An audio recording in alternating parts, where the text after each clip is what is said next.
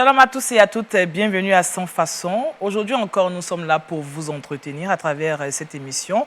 Et vous le savez, c'est le débat sur Lumière du Monde Télévision.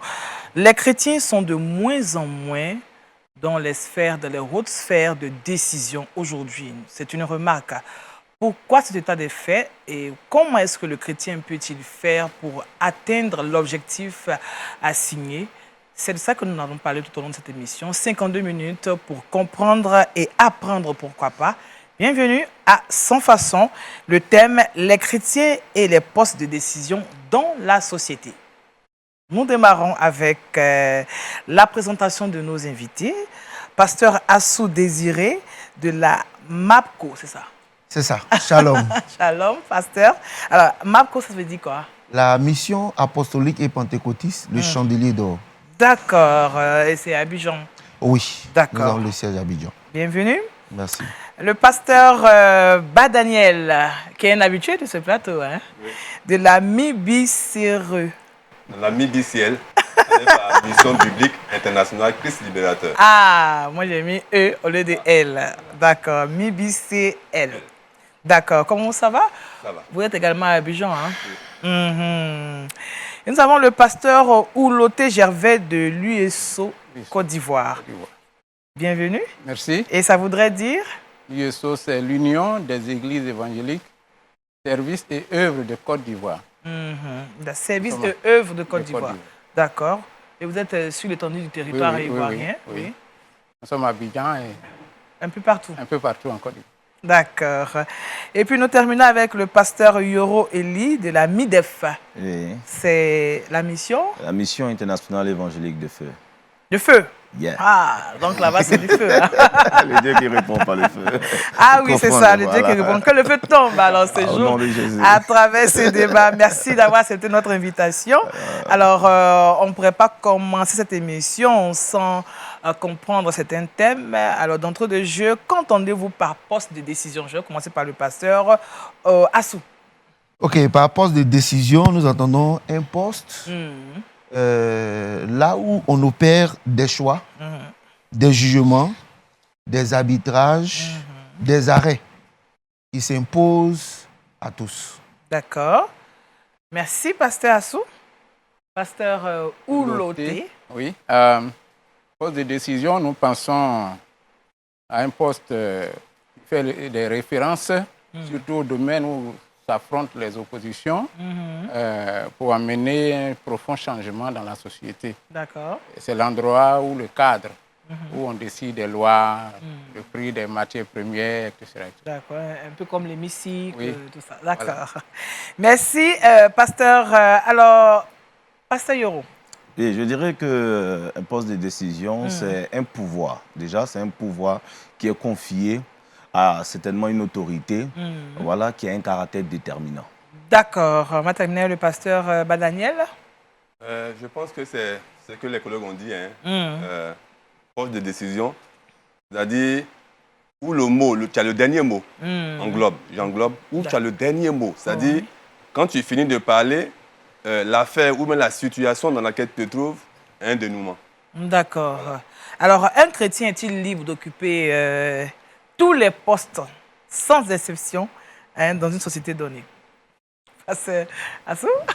Oh, pour moi, un chrétien, tous les postes dans une société donnée, je voudrais dire d'abord que... Politique comme dans tous les domaines? Oui, bien sûr, sauf si ce sont des postes qui ont un caractère illégal ou malhonnête. Voilà. Pasteur Yoro. Le pasteur Assou a dit? Voilà, donc je veux rebondir pour dire que un chrétien peut occuper et doit occuper tous les postes de décision dans un État. Dans un État. Dans un État. Voilà, il est important que le chrétien occupe ces postes-là et il est déterminant pour l'avancée et pour la nourriture, comment je vais dire, la nourriture psychologique, voilà, de la population. Voilà, nous voyons aujourd'hui beaucoup de choses, beaucoup de décisions, de mauvaises décisions qui sont prises parce que ces personnes-là les prennent non pas à la lumière de la parole de Dieu, mais en fonction de d'autres choses qui ne profite pas forcément aux citoyens. D'accord. Donc, je pense que vraiment, un chrétien là, c'est bon. Il faut se lever les chrétiens. Voilà. D'abord, quand on prend le terme chrétien, c'est un petit Christ. Oui. Un petit Christ. Donc, prendre des postes de décision dans la société, c'est normal et on doit le faire. Parce que c'est en ce moment-là que Christ sera révélé. D'accord. Parce que s'il y a une décision qui est prise et qu'elle n'arrange pas, ou bien qu'elle va à l'encontre de ce que la Bible dit, on fait quoi? Donc, c'est important que tous les postes de décision doivent être vraiment avoir, ou bien les chrétiens doivent vraiment y être. D'accord. Pasteur Ouloté. Oui, je pense que les collègues ont bien dit. Je veux dire tout simplement que la Bible dit tout m'est permis, mais tout n'est pas utile. D'accord. Il faut du discernement. Toutes les décisions ne sont pas de bonnes décisions. Donc, s'il y a un poste où on prend de mauvaises décisions qui va à l'encontre de la parole de Dieu, je pense que le chrétien doit avoir un peu de discernement. Mais il est appelé à être celle de la terre, la lumière du monde. Alors justement, pasteur, est-ce qu'on a des versets bibliques qui peuvent étayer le fait qu'un chrétien puisse occuper les grands postes de la haute sphère? Oui, je disais que nous avons des exemples dans la Bible où des enfants de Dieu, craignant Dieu, intègres dans leur foi et leur marche avec Dieu, ont occupé des postes de haute décision. C'est ça. Il y a l'exemple que nous connaissons de Joseph en Égypte, Oui. qui a été le deuxième personnage décisionnel de ce pays. Il y a l'exemple de Abdias, dans le livre des rois, le premier livre des rois qui a travaillé avec Akab. On a aussi l'exemple de Daniel, on a avec Nebuchadnezzar. Oui. On a l'exemple même de David, de Salomon, etc. Oui. Et non seulement ça, le Seigneur nous a amenés à évangéliser tout le monde. Donc, il y a des personnes, peut-être elles n'étaient pas encore chrétiennes, elles occupaient des postes de décision, mais quand elles deviennent chrétiennes, elles n'abandonnent pas ces postes-là. Non. Elles deviennent des chrétiens qui occupent des postes de décision. D'accord. Voilà. Merci. Pasteur Yoro? Ouais, bon, donc, c'est pareil, au fait, je vais dans la même ligne que le pasteur. Pasteur Voilà, pour dire que beaucoup d'enfants de Dieu aujourd'hui, dans la Bible, ont occupé des postes de décision tels qu'il les a cités. Et moi, je veux surtout m'appuyer sur le caractère de la gestion. Voilà. Ayant occupé ces postes, comment ils ont géré ces postes. Oui. Vous avez vu? Voilà. Quand vous prenez l'exemple, par exemple, de Joseph, oui. avec quelle bravoure, avec quelle intelligence, mais d'où venait cette intelligence-là? De Dieu. De Dieu. Voilà. Donc, encore pour encourager ces enfants de Dieu-là à occuper ces postes de décision. D'accord. Voilà, ça va? Moi, je pense que je vais rebondir sur ce qu'ils ont dit. Effectivement, dans la Bible, il y a eu des personnes, notamment celui de Daniel. Le cas de Daniel était vraiment frappant. Parce que le chef même, comme il a dit, qui occupait le premier poste, et après Daniel qui venait, il a même dit que cette sagesse que Daniel avait ne venait pas de ce qu'il pouvait voir chez ces magiciens ou bien comment on appelle, ces gens qui étaient autour de lui. Parce que ce que Daniel disait, il ne comprenait pas. Donc pour lui, Daniel avait une force ou bien une intelligence supérieure à leur. Oui. Donc, il y a des exemples, comme l'a dit Joseph aussi, Premier ministre, qui donnait des décisions sur le plan économique. Comment faire pour qu'on puisse amasser vraiment tout ce blé-là pour que la famine qui allait venir là. Oui. Donc, c'est important de voir, de citer. Des stratégies hors pair. Voilà. Merci, Pasteur Ba. Alors, Pasteur Ouloté? Oui, je pense que les collègues ont raison. Mais je vous vois seulement dans l'Ancien Testament et le Nouveau Testament. L'Ancien Testament, j'ai voulu juste dire qu'il faut citer le cas de Moïse. Ce qui m'amène dans le livre de 1 Corinthiens chapitre 12, où la Bible parle de dons, d'aptitudes. Moïse a appris dans toute la science des Égyptiens. Et bon, Dieu l'a préparé à être un leader pour Israël. Donc, occuper les postes de décision, je pense qu'aujourd'hui, chacun doit être appelé à un poste. On n'y va pas parce qu'on m'a appelé ou bien j'ai un intérêt quelconque, mais je dois apprendre, étudier. Et lorsqu'on me confie cette responsabilité, j'ai les aptitudes intellectuelles et l'expérience pour pouvoir assumer cette tâche. D'accord. Alors, comme je dis tout à l'heure, c'est seulement dans l'Ancien Testament. Est-ce qu'après la venue de Jésus, il n'y a pas eu de chrétien qui a occupé de hautes fonctionnalités? Oui, bon, je citais, disons, le texte de l'apôtre Paul, qui était d'abord un apôtre qui a conduit aussi des peuples. Il faut l'aptitude, il faut la formation, il faut connaître ce qu'on veut faire, être appelé à ce poste qu'on veut vraiment assumer. Oui. C'est assez important pour produire un résultat probant. Dans le Nouveau Testament, bon, vous parlez du Nouveau Testament, Oui. on a vu les apôtres de Jésus, surtout dans le domaine de la communauté chrétienne, qui ont appris auprès de Jésus pendant 3 ans Oui. et qui plus tard ont conduit toutes ces communautés vis-à-vis même du pouvoir des pharisiens et autres, oui. ils ont tenu. On peut aussi parler par exemple de Philémon, qui était un maître de maison, un leader, un responsable, et qui a pu diriger sa maison, ses affaires.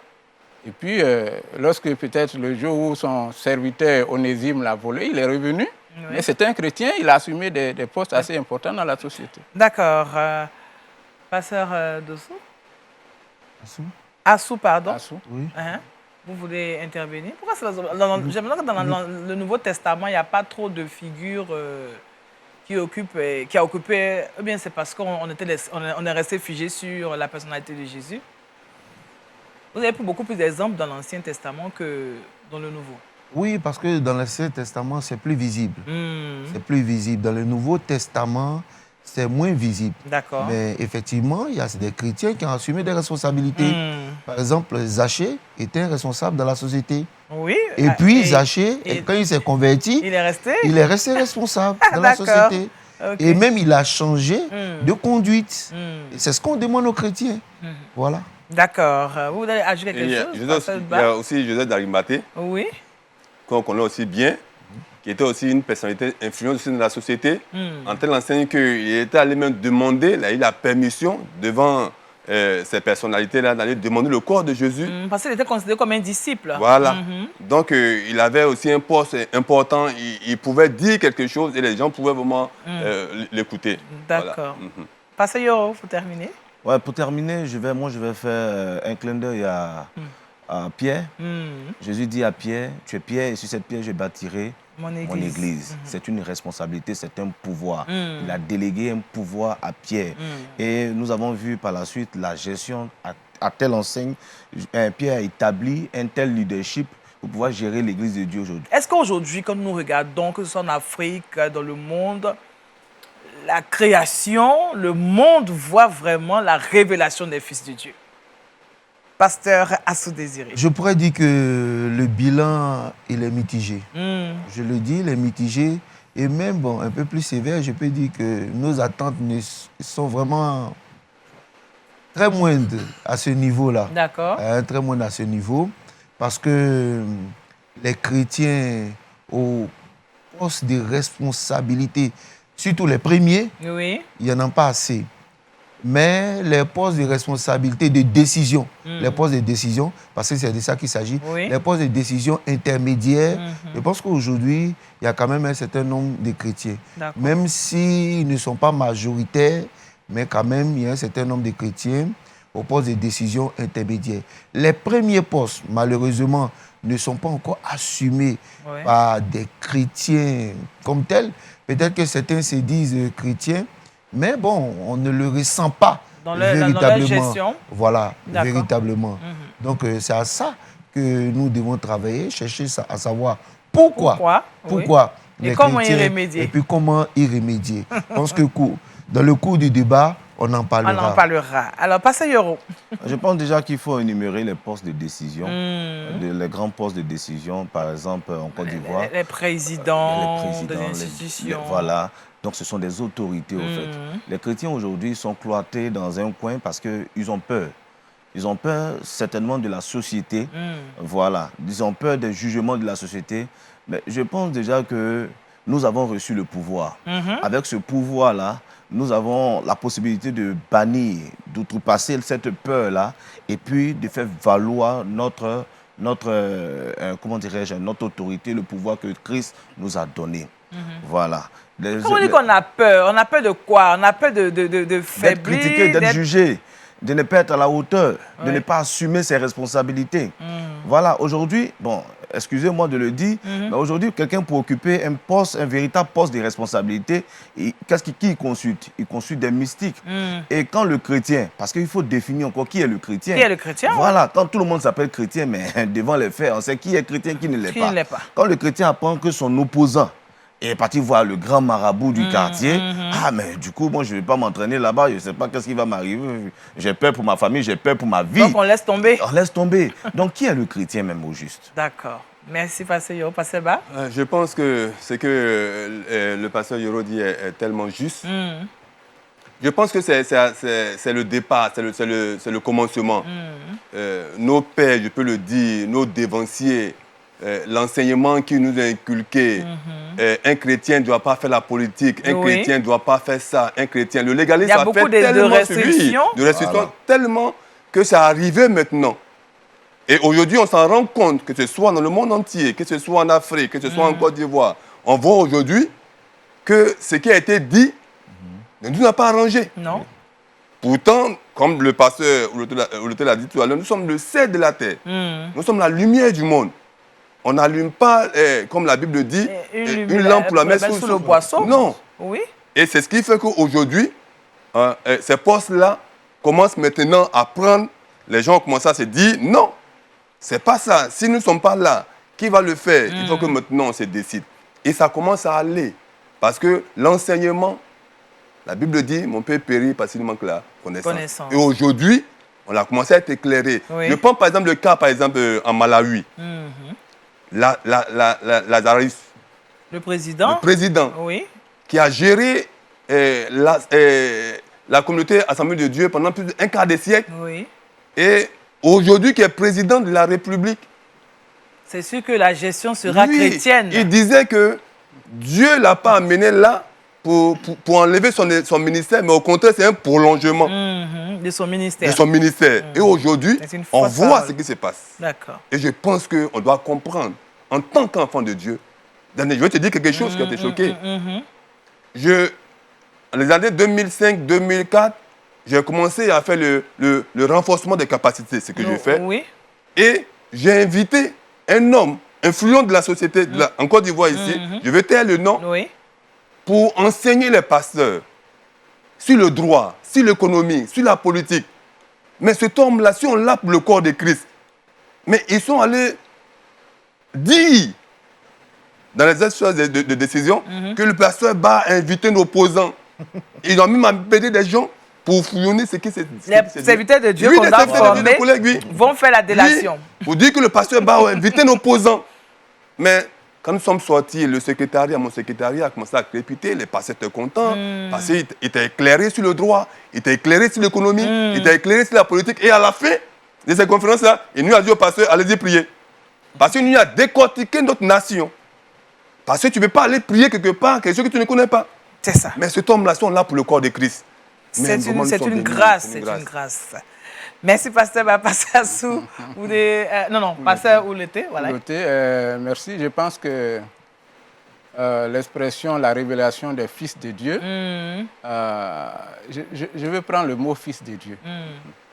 Pour moi, je pense qu'aujourd'hui, les postes de décision ou bien ces personnes dont on parle ne sont pas forcément des fils de Dieu, mais des fils, j'allais dire, fils d'un parti politique.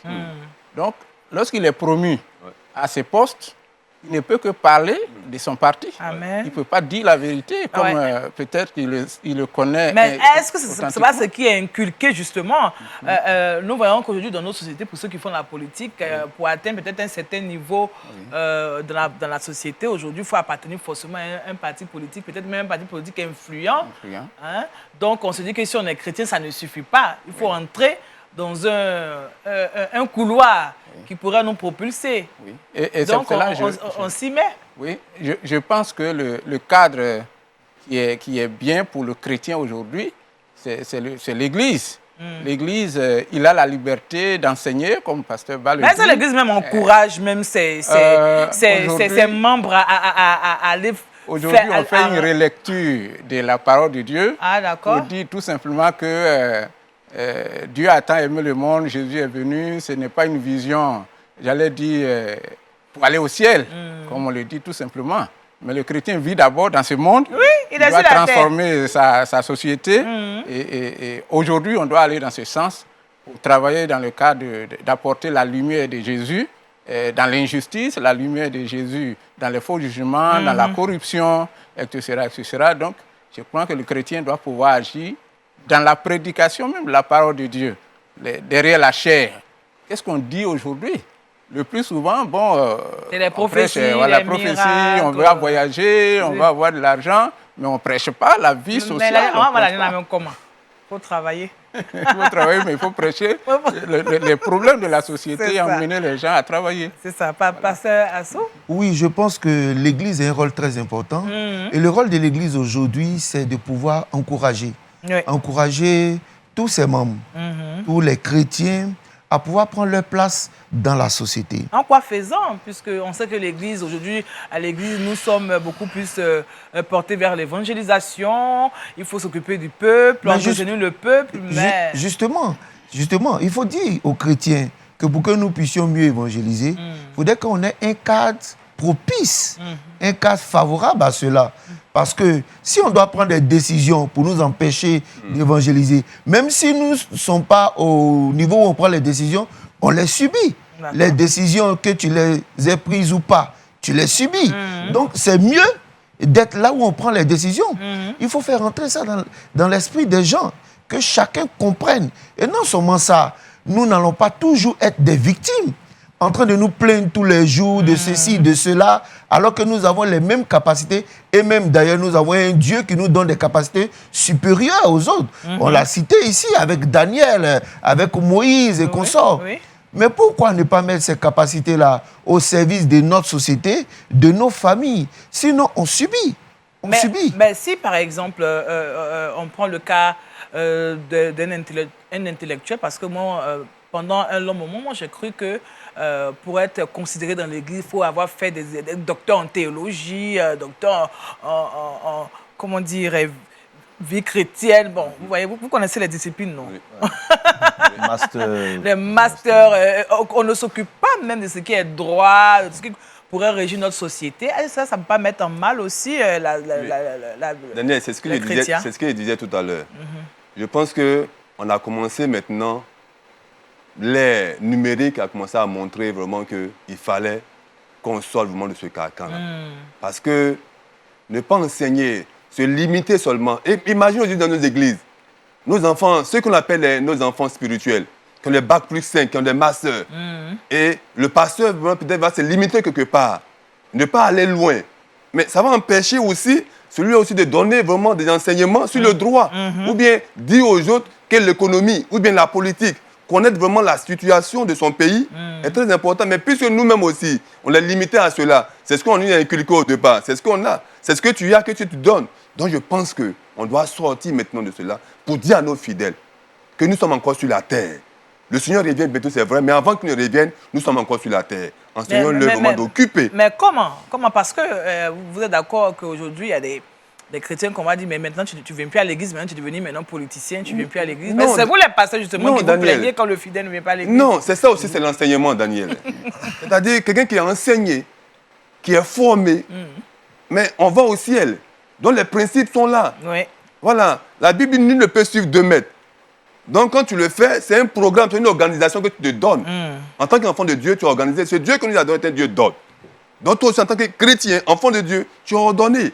Ce n'est pas parce que tu as fait aujourd'hui la politique qu'aujourd'hui tu vas pas aller à l'église.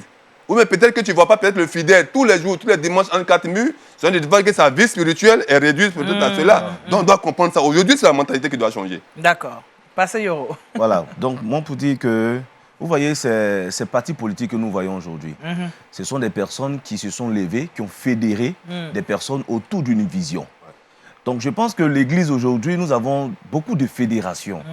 Vous voyez, je me dis qu'à la limite, nous avons un pouvoir sur cet État, sur les États même du monde entier. Il nous suffit simplement d'inculquer, de donner des formations. Pasteur Ba le disait tout à l'heure, il a invité un homme politique, un économiste, pour donner des enseignements. Mais si nous avons des fédérations, que nous prenons le soin de donner des formations à ces personnes-là que nous avons fédérées dans ces fédérations-là. On leur donne des formations sur la politique, sur l'économie. Mais ces personnes-là, un jour, rêveront politique, rêveront État, rêveront présidence. Mais si on me forme pour être commerçant, on me forme pour être un grand pasteur, on me forme pour être un diacre, pour bien prêcher, à quel moment je vais penser à la politique? École de prophétie, école de prophète. Je ne comprends pas. Arrivé un moment, il faut équilibrer les choses. Quand on a la possibilité, Dieu nous donne la grâce de pouvoir créer, de pouvoir organiser une fédération, il faudrait donner des formations, donner les possibilités à tout un chacun dans cette fédération-là de pouvoir exceller là où il se sent le mieux. Comprenez? Mais je pense qu'on enferme les uns les autres dans quelque chose où ils ne sont pas forcément les meilleurs. D'accord. Est-ce qu'aujourd'hui, ce n'est pas parce que les chrétiens eux-mêmes critiquent beaucoup plus ceux qui veulent sortir quand même la tête de l'eau? Tout dépend de ce qu'on lui a inculqué. Tout dépend de ce qu'il a reçu, de ce qu'on lui enseigne, de ce qu'on lui met dans la mémoire chaque jour. C'est en cela que je parle des formations, d'équilibrer les formations. Mais si on te dit que tu es chrétien, voilà ce que tu dois faire. Tu dois enseigner, tu dois suivre les troupeaux, tu dois, comment dirais-je, bâtir des églises. Mais dans tout ce que tu dois faire, on ne te dit pas tu dois être président. On ne te dit pas tu dois être député. On te dit que là-bas, il faut laisser ses païens. Tu dois être ministre de Dieu. Non, voilà, tu dois être ministre de Dieu et non ministre du monde. Attends, mais c'est quoi? Comprenez? Il faut un équilibre. Il faut un équilibre au niveau de la formation. Je crois que je disais tout à l'heure que tout dépend de l'enseignement qu'on donne. Jésus-Christ, notre Seigneur, il a son rôle de sacrificateur. Un sacrificateur, c'est lui qui représente le peuple auprès de Dieu. Il est aussi prophète. Quand on prend les prophètes de l'Ancien Temps, c'est des personnes qui sont auprès des rois, de ces personnes élevées, pour leur dire la vérité de la vie. Vous ne vous occupez pas du peuple, vous êtes des mauvais bergers, vous cherchez votre intérêt. Et tout ça, c'est ce que Jésus nous apprend. Donc, l'évangile qui nous a été enseigné n'est pas seulement, comme je le disais, aller au ciel, mais Jésus nous envoie vers le monde. Vous êtes la lumière du monde. Et peut-être que ces volets-là, on oublie souvent.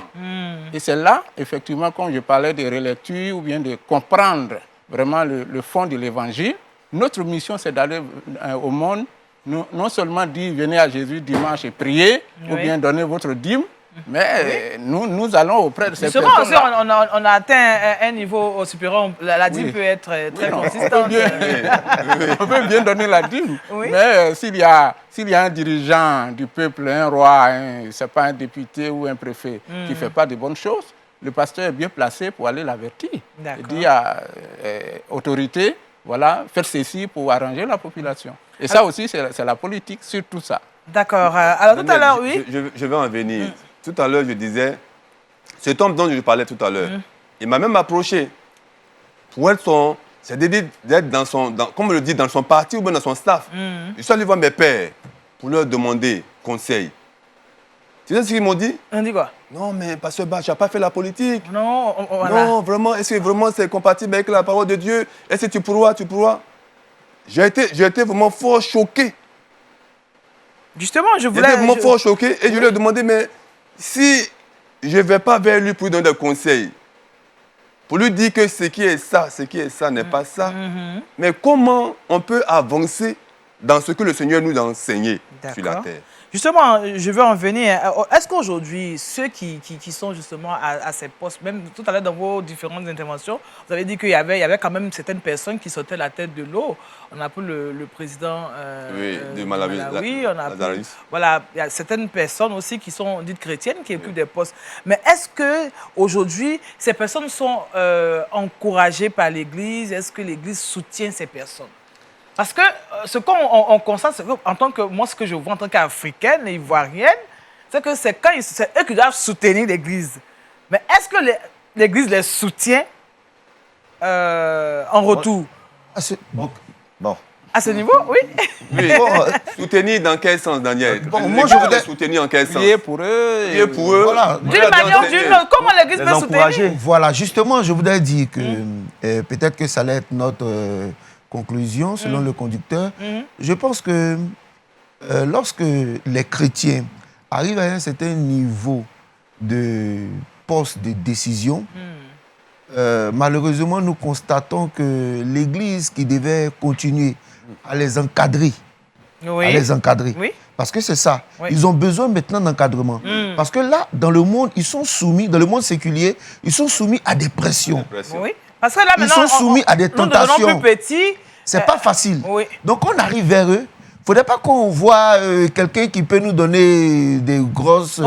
tu as vu sa voiture, là? Mais voyons toujours quelqu'un, un ambassadeur de Christ que nous devons encadrer, encourager, protéger. Être toujours au quotidien avec lui, lui donner des conseils. Dans tel cas, fais comme ci, fais comme ça. C'est pourquoi je dis, l'Église pourrait peut-être créer un cadre qui va regrouper tous les chrétiens qui sont à un certain niveau décisionnel dans la nation, de responsabilité, où ils vont se croiser régulièrement pour prier. Et puis bon, il y a des faits qui seront là pour être enseignés par des pasteurs qui sont habilités au regard de la Bible, comment il faut gérer tel cas, comment il faut faire ceci, comment il faut faire cela.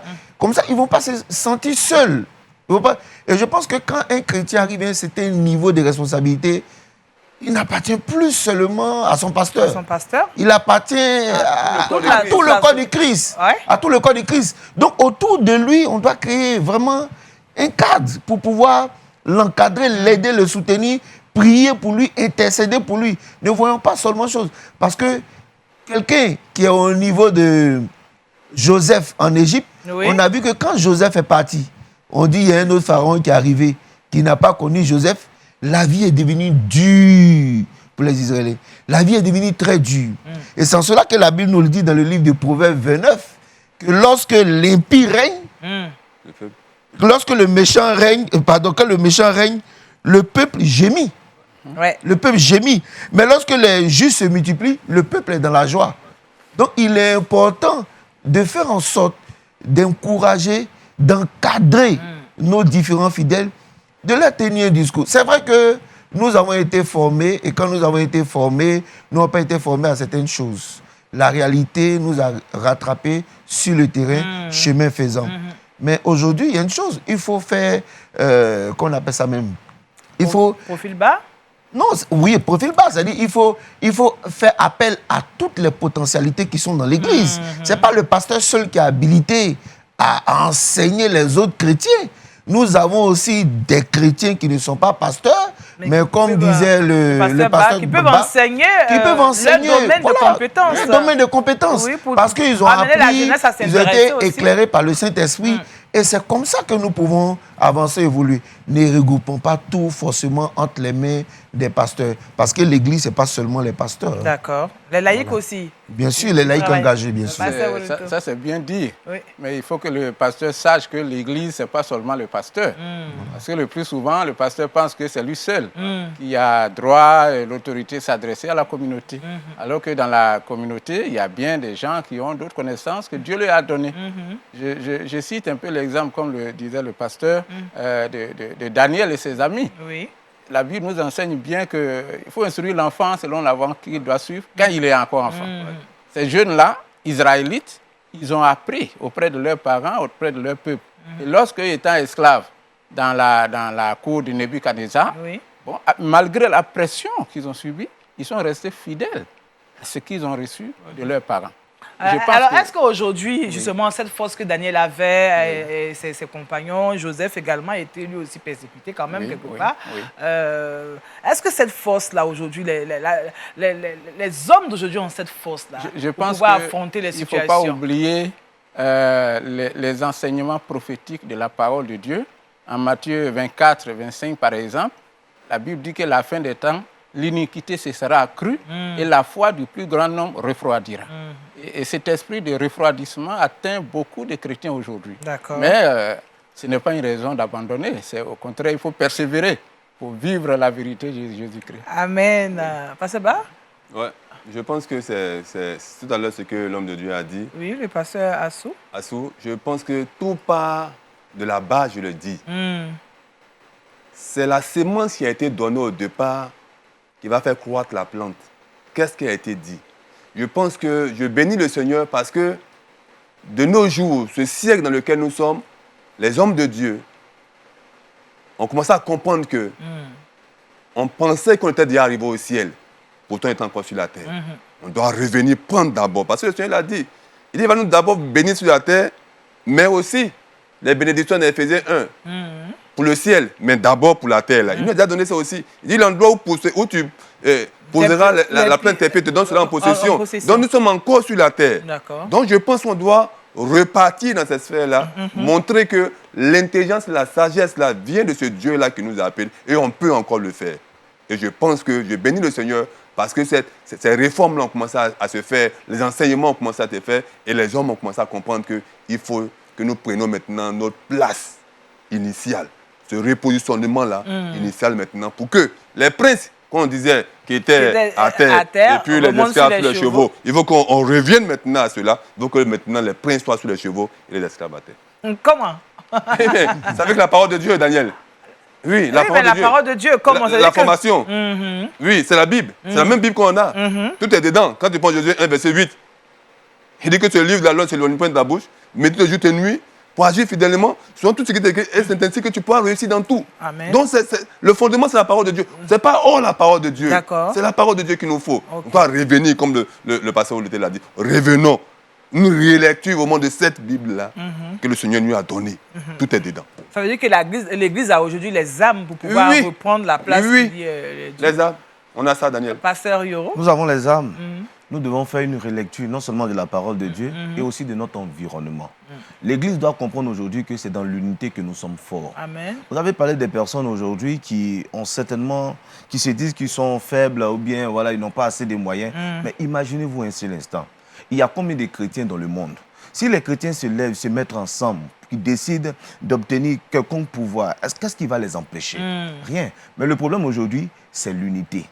Comment le diable a pu régner dans le jardin d'Éden? Par quoi il est passé? Parce que Adam n'était pas auprès d'Ève. Elle s'est retrouvée seule. Quand que tu vas te retrouver seul, tu deviens vulnérable. Mais quand nous sommes ensemble, nous sommes forts. Nous sommes forts. Aujourd'hui, le monde arrive à se réunir pour faire des vilaines choses. Mais nous qui nous sommes à la lumière de la parole de Dieu, qui avons ce qui est le meilleur des trésors, on n'arrive pas à s'unir. Nous-mêmes, lumière et celle de la terre. On n'arrive pas à s'unir.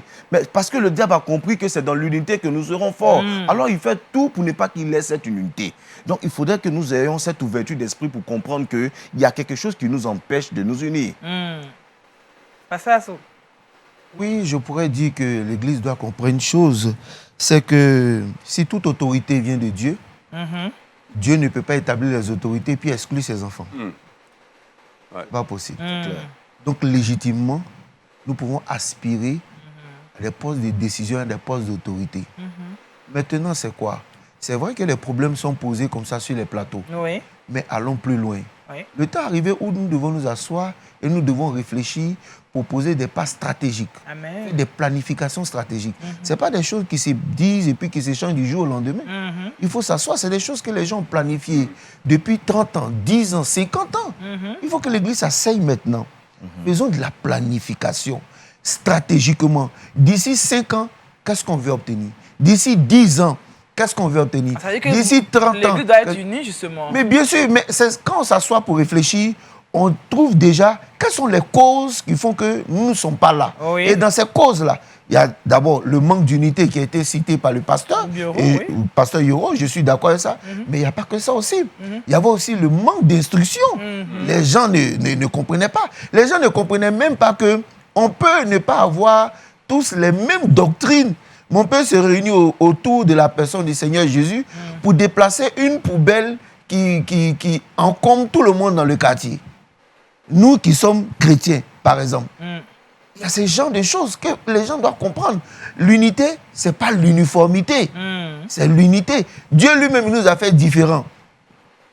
D'autres sont grands, d'autres sont moins grands, etc. il ne nous a pas fait uniforme. Mais nous tous, il a dit que nous soyons un.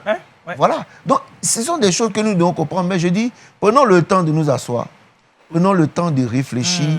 Prenons le temps d'écrire des choses, de planifier, de penser. Même si ce n'est pas nous qui les exécutons, nos enfants, nos fils pourront les exécuter plus tard. Mais réfléchissons, disons-nous, dans 5 ans, dans 10 ans, dans 20 ans, à quoi est-ce que nous voulons aboutir? D'accord. Alors, merci, Pasteur. Pasteur Oloté, vous voudrez ajouter quelque je chose? voudrais juste ajouter aussi que pour occuper ces postes, celui qui est concerné ne doit pas être pressé, parce que dans le sang de la politique qui est la course au pouvoir, où on cherche à dénigrer l'autre pour prendre sa place, etc., souvent c'est ce que l'Église dit, le chrétien ne doit pas s'engager à cela. Mais voyons la vie de Jésus, selon Jean 4, là. Oui. Il a été tenté par le diable pour dire, l'emmener sur une haute montagne, pour dire, prends ton pouvoir à partir d'ici. Jésus a refusé. Mais qu'est-ce qu'il a fait? Il est allé jusqu'à Nazareth pour prêcher, l'Esprit du Seigneur est sur moi. Et Nazareth, c'est la ville où il a grandi. Et là, il a commencé à montrer sa force, ce que Dieu lui a donné, etc. Donc, pour avoir un poste de décision, accéder à cela, il faut peut-être, comme le pasteur Assou dit, aller dans ton village. Quand les chrétiens ne s'entendent pas, il faut les amener à s'entendre. S'ils n'ont pas d'eau potable, il faut les aider à avoir de l'eau potable. L'évangile commence par là. Et puis, à mesure, ceux qui sont les cadres, qui veulent être députés, président de la République, on voit déjà leur vision. Mais est-ce que les chrétiens, même, on se soutient entre nous en tant que chrétiens. Oui. Ce n'est pas la première fois en Côte d'Ivoire. Il y a plusieurs, même dans d'autres pays, il y a plusieurs chrétiens, et même des pasteurs qui ont voulu même occuper le poste de président. Mais on les a critiqués. Au contraire, on a dit des choses qui ne sont pas très belles. Et puis même le pourcentage même est moindre, alors qu'on sait que nous sommes, ces pays-là sont des pays vraiment à plus de 90% chrétiens. Je dis que c'est malheureux parce que les chrétiens sont pratiquement, les dimanches, les rues sont pratiquement désertes à Abidjan. Oui. Mais lorsque les crises adviennent, c'est difficile, on accuse celui-là d'être membre de tel parti ou bien soutenir telle autorité. On ne prie pas les uns pour les autres. Je pense que le fond, c'est aussi parce que certains sont assez zélés, ils cherchent leur propre intérêt, ils cherchent leur honneur, ils cherchent leur prestige. C'est un peu ça aussi. Mais dans la réalité, si on est unis à faire proclamer la Seigneurie de Jésus sur la Côte d'Ivoire et qu'on amène tous les chrétiens à savoir que la Côte d'Ivoire, nous le disons souvent, est très riche, bon, il faut qu'on s'unisse pour aller dire la vérité à celui-là, à celle-ci qui a au poste de décision pour lui dire, eh bien, gère bien les matières premières, gère bien l'impôt, ce qu'il faut gérer. Pour qu'on soit tous en paix. Ce qui est à César soit vraiment à César. Mais il y a beaucoup de fonds perdus aujourd'hui en Côte d'Ivoire. Oui. Et souvent, certains de nos chrétiens qui sont à ces postes sont dans cette corruption. Très rapidement, ils deviennent riches. Et nous, chrétiens ou pasteurs, on se plaint à ce que cette personne vienne faire un don à l'église, on construit notre chapelle. Oui. Mais comment il a eu cette somme? On ne cherche pas à savoir. Oui. C'est ça, il faut être beaucoup plus regardant. Aider nos cadres aussi, et chacun de nos enfants, pour les instruire. D'accord. Est-ce donc un danger pour les chrétiens que de s'éloigner des postes de responsabilité aujourd'hui? Oui, Daniel, c'est un danger qu'on s'éloigne. C'est un danger. Un danger vraiment cruel, même qu'on s'éloigne. Il ne faut pas qu'on s'éloigne. C'est vrai, les années datant, on nous avait fait croire que le chrétien, non, c'est pas son poste là, il doit aller, lui doit parler seulement, il doit évangéliser, il doit faire... Mais l'évangélisation, l'évangile est gratuit, mais l'évangélisation coûte cher. Donc quand tu dis ça, aujourd'hui on doit comprendre. Donc on ne doit pas s'éloigner. Parce que nous avons notre mot à dire. On a un mot à dire. Et ce que nous allons dire va influencer. Parce que c'est nous qui sommes le sel de la terre, nous sommes la lumière. C'est nous qui devons influencer. Mais on a tendance maintenant à voir de nos jours que c'est nous maintenant qu'on influence. On influence. Au lieu d'influencer, nous sommes plutôt... Un homme de Dieu disait, si tu ne fais pas peur à quelqu'un, quelqu'un te fait peur. Donc c'est nous qui avons maintenant ce pouvoir-là. On doit le prendre. Et aller leur dire que Christ est vivant. Amen. Pasteur Yoro? Mais quand on ne ressent pas le besoin de te consulter, avant de prendre certaines décisions qui vont toi-même t'impacter, ça devient dangereux. L'église a été fermée. Qu'est-ce qu'on a pu dire? On n'a pas de pouvoir. on n'a pas eu besoin de nous consulter. Excusez-moi d'aborder ce point-là, Oui. mais c'est un fait palpable.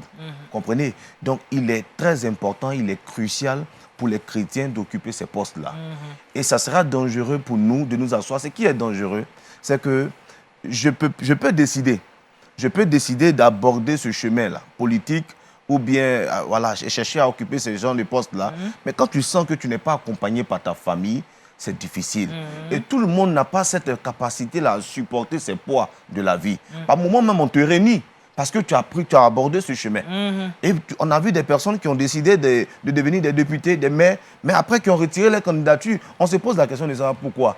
Mais vous allez voir que derrière, ils ont été lapidés, ils ont été tirés. Mais on ne comprend pas aujourd'hui qu'il est important, il est même crucial que nous, en tant que chrétiens, soyons à ces postes-là pour éviter vraiment que nous sombrons dans le pays. Voilà. Merci, Pasteur Yoro. Pasteur Assou. Oui, c'est un danger que nous éloignions des postes de décision. C'est un grand danger. Parce que là, nous allons subir à tous les niveaux. À tous les niveaux. C'est ce qui se fait. Hein? Imaginez aujourd'hui les lois sur la famille. Si nous ne sommes pas là où on vote les lois sur la famille, nous allons subir. Imaginez, les gens vont écrire des choses dans les manuels scolaires de nos enfants. Tu vas éduquer ton enfant à la maison, quand il va à l'école, on lui dit autre chose. C'est difficile. Et on ne peut pas s'asseoir là pour dire non, ce n'est pas possible. Il faudrait qu'on prenne notre place dans la société au niveau décisionnel. C'est très important. S'éloigner est une grave et très grande erreur. On a dit on allait prier pour que le cœur des gens change. On prie, ça ne change pas. Bon.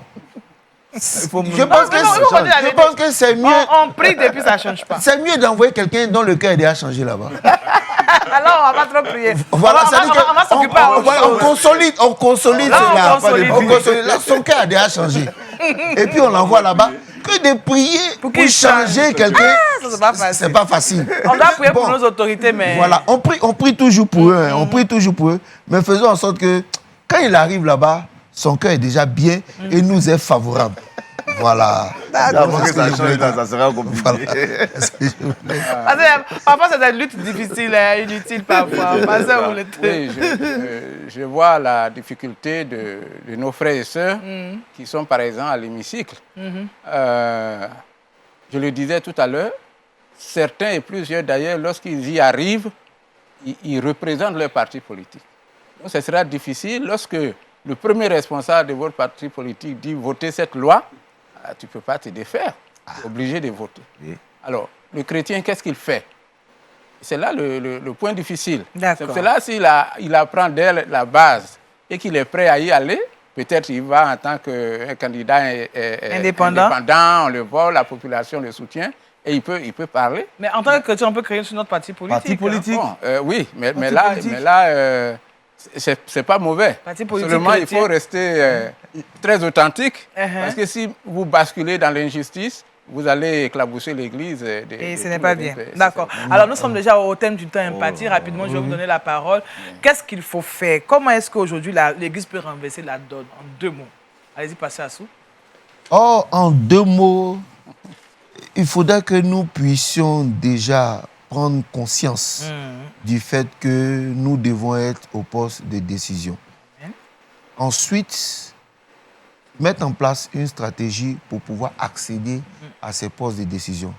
Enfin, nos chrétiens qui sont déjà à ces postes de décision, il faut les encadrer. Et puis surtout, ils doivent faire preuve d'intégrité et de bonne conduite là où ils sont. On m'a dit, le livre de Pierre, qu'au milieu des païens, vous ayez une bonne conduite. Afin que là où ils vous calomnient, ils puissent voir vos œuvres et qu'ils puissent louer le Seigneur. Amen. C'est très important. Donc, ils peuvent appartenir à un parti politique, à une société donnée, mais leur conduite de chrétiens va faire la différence là où ils seront. D'accord. Merci à Assou, pasteur Assou Désiré. Alors, pasteur Yoro. Moi, je dirais tout simplement que l'Église doit se réveiller. Se réveiller, revoir les formations qui sont inculquées à nos enfants spirituels. Voilà. En tant que leader, nous-mêmes avons besoin de formations sur le leadership et aussi donner des formations variées à nos enfants spirituels. Les encourager même à justement, se faire former. Voilà, les encourager à se faire former. Parce qu'on les envoie dans les écoles théologiques, mais on peut le faire aussi.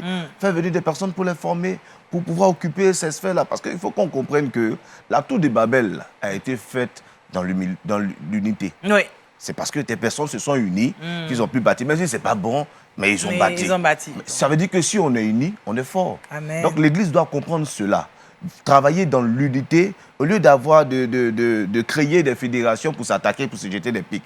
Mais au contraire, créer dans l'unité, avoir le même objectif, se donner des visions pour pouvoir, dans les années à venir, pourquoi pas, être à la tête de la nation. Merci. Ouais, c'est important. Voilà. Merci, Pasteur Yoro.